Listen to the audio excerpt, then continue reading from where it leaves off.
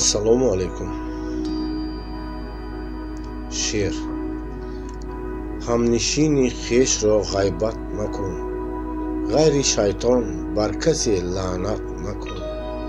تا توانی حاجت مسکین برآر، تا برآرد حاجتت را کردگار. عاریت را باز می باید سپرد، هیچ کس دیدی که زر با خود ببرد.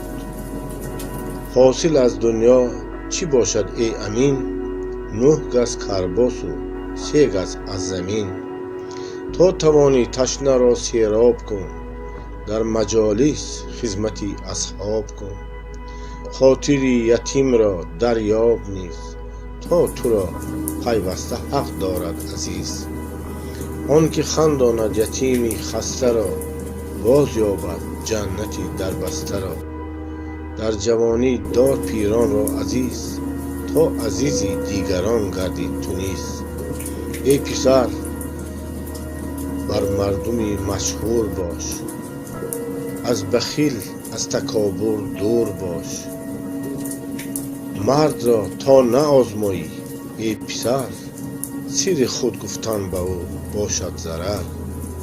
مومنی را با تو چون افتاد کار، تا توانی حاجتی او را برآر. دشمنی خود را نباید زد تبر، گر توانی کشت او را با شکر.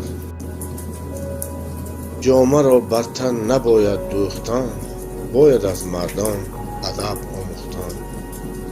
با مادر خویش مهربان باش، آماده خدمتش بجان باش. با چشم ادب نگر پدر را، از گفته او مپیچ سر را. چون این دو شوند از تو خرسند، خرسند شود ز تو خداوند.